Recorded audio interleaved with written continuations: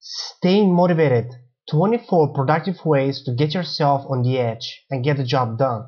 Being motivated is one of the most important temptations you need to have in order to be more productive or simply get the job done.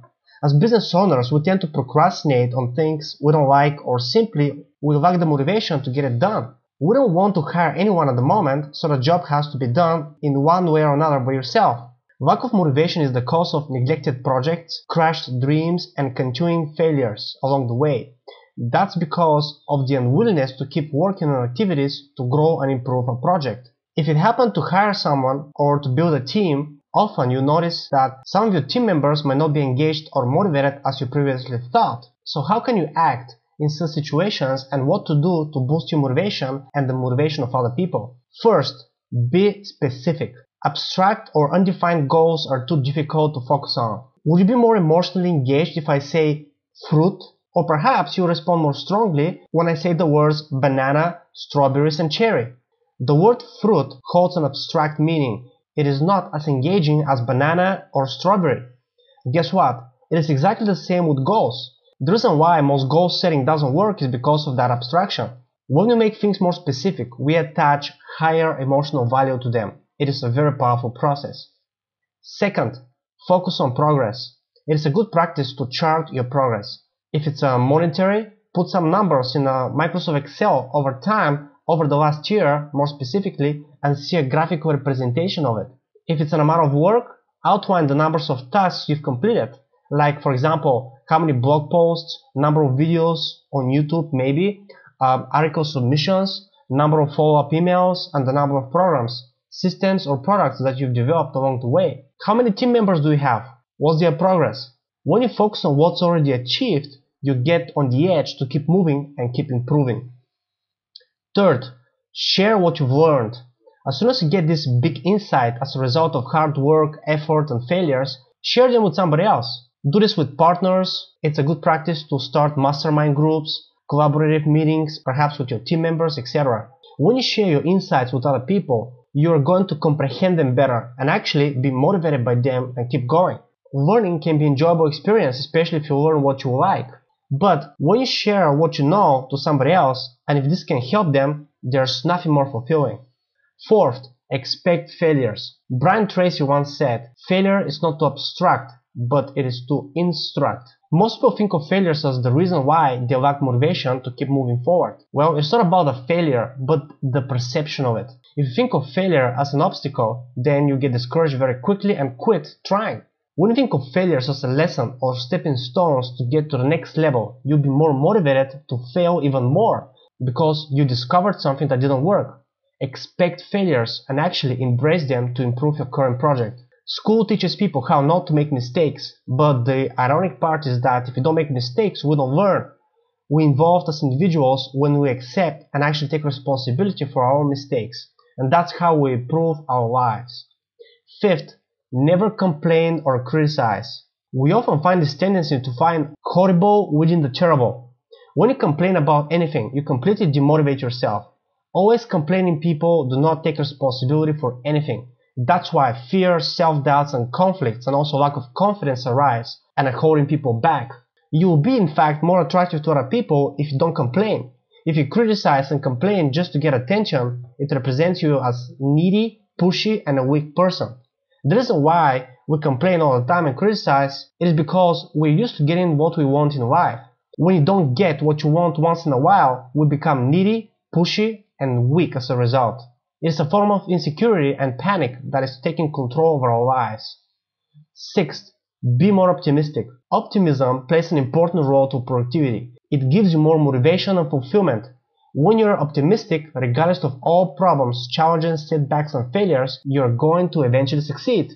Optimism can endure the disappointments from previous mistakes and failures. That's why it's critical to view everything as a learning experience. Oh, I did a mistake. What I've learned from it. Wow, I just messed up. Okay, so what's the lesson behind it? Very important. Seventh, confidence. If you don't believe in your own ability to make things happen, who else would? Confidence usually comes or emerges as you practice without worrying about the mistakes. And second, when you gather more information or more knowledge at the area you're interested in. Confidence doesn't happen overnight, it is a skill. The more knowledge you acquire about things, the more confident you're going to be to take that action. Getting one book, one course, or one seminar is often not enough. We usually learn from different angles, and getting many different perspectives on a given topic is going to help you develop more confidence in whatever you're trying to achieve or do. The best combination is knowledge combined with practice. 8th, negative people. When you have negative people around you who complain, bitch, and criticize all the time, it is going to affect your state of mind. You want to avoid all kinds of interactions with negative people. If a person you like and trust is being negative, tell them to stop doing that. Do not tolerate negative influences and behavior. Period.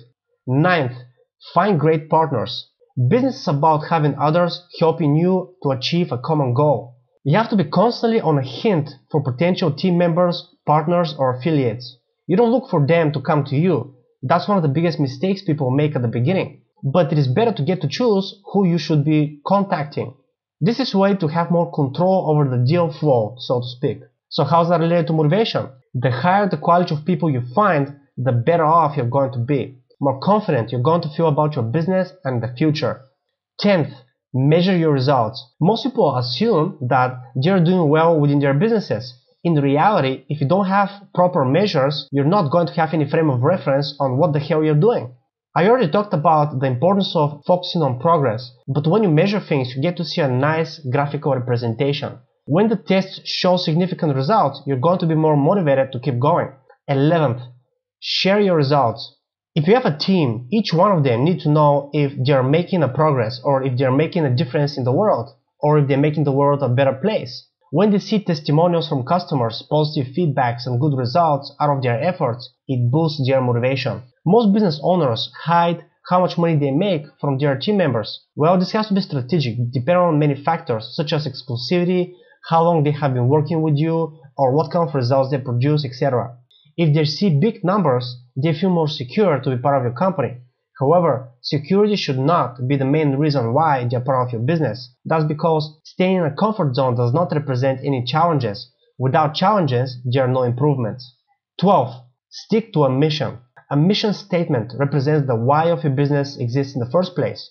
When the initial mission is altered as the years passes by, the business is doomed to fail. If the why constantly changes, things are not going to go smoothly when it comes to motivation and get the job done.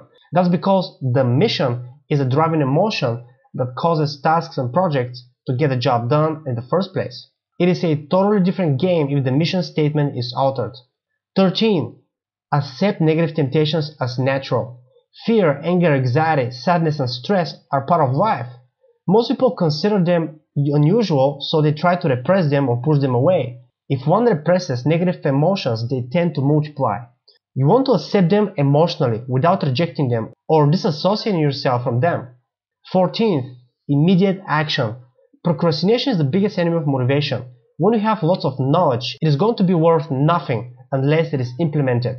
As soon as you learn something new, put it into play. This is going to help you to avoid the procrastination along the way. 15th, reward yourself but do not expect recognitions. When you complete a major task or when you eliminate a major roadblock, take a break and celebrate. It is important not to look for recognitions from others what you have achieved. This is your victory, not theirs. Share your victory but don't brag about it. Show people that it is possible to go beyond any wild dreams by being an example. Leaders lead by example, not by talk or just barking orders. 16th, keep a journal. Now that's an interesting one. The journal can be used as a tool to document your efforts on a daily basis. Even if you may not review it often, when you write things down, you tend to incorporate them into your memory more efficiently. After a certain amount of time, it is interesting to see your previous train of thought and how much you've improved as an individual. I used to read old essays I've been writing in college 2-3 years ago, and when I saw them I was like, holy crap, I wrote that? I was very surprised. It was like they were written by somebody else. As you evolve and constantly change as an individual, it is a good tendency to motivate yourself based on where you have been and where you stand today. 17th, look for idols. Look for people you admire who already done what you are going to achieve. I guarantee you that you're going to find people like this. Usually, when you admire something in another person means you already possess this trait, but you haven't fully developed it within yourself. Identify your idols straight, because those are the ones you already have and you're more likely to be inspired by them. 18th, alternate your tasks. If you do the same things regularly, you'll get very bored very easily. You want to do one task, when you complete it, do a completely different one. When I just write articles, I can get a little tired or burned out. If I start creating videos, it keeps me on the edge. Are you with me? So when I get back writing articles, it's not that boring or tiring anymore. Shifting from one task to another is critical when it comes to engagement and motivation.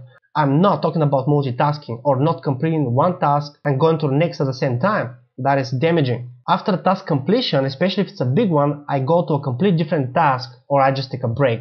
The big task should serve my biggest goal. Doing tasks of similar nature all the time can burn you out. This is also true of your team members. If they get involved in the same activities over and over again, they're going to feel less challenged and like a robot or simply disengaged. It's very important to remember that. Different assignments that have different nature are necessary to boost and keep people motivated. 19th, make commitments. When you make a commitment to finish a project, to reach to a certain outcome, or simply to achieve a certain goal, you're instantly engaged. Making a commitment is an emotional process. It entitles to get something done. It engages your emotions in a way that makes things happen. Example of commitment. I'm going to finish by the end of this month. Life is too short. I better do it right now. I don't have much time, so I have to do it by the end of this year. And so on. Commitments are accompanied by a sense of urgency. It is important to keep all promises to yourself. Never make promises you cannot keep. It's very important. 20th, visualization. This is very powerful and not many people know how to use this. If people don't know how to visualize things, they simply never experienced what they want to visualize. Lack of frame of reference or experience makes it impossible to visualize something in order to make you feel better.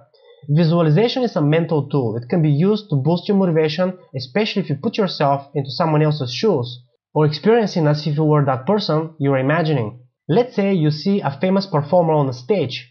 When you see that on TV, and if you imagine that you're that performer on the stage in front of the big audience, you're going to experience pleasant sensations. That is a very good example of visualization.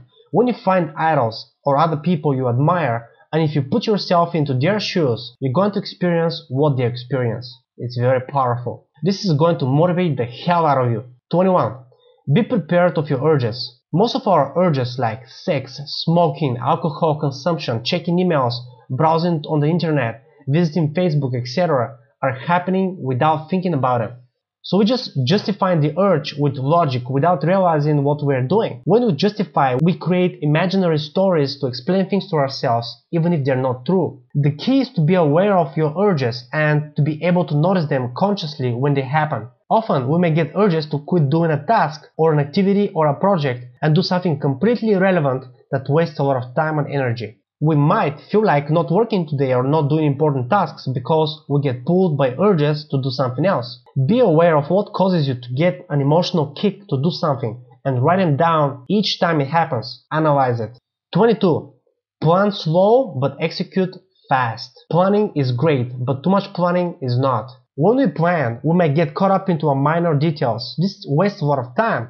In order to validate the plan, you need to take action twice as fast. Simply, we don't know if the plan is going to work in the first place.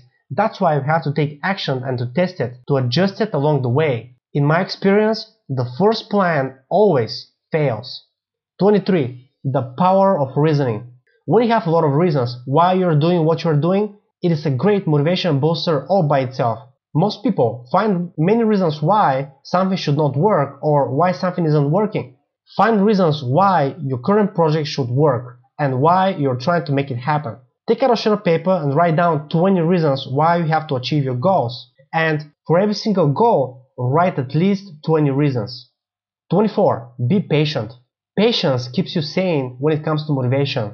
When you are motivated, there is an urge to see instant results right away. In reality, when you delay short-term pleasure or gratification, you get much better results in a long-term perspective. So be patient. Remind yourself that the more you delay gratification, the more pleasure you get later on, because you put efforts and you work daily on your projects to reach your long-term goals. Once you get there, there's no coming back. I would like to invite you to visit my blog at doubletimetoday.com, that is doubletimetoday.com, where you can get more free articles, free videos, and advice on time management and personal productivity. I hope you enjoyed this presentation. I'm Chris Diamond. Thanks for stopping by.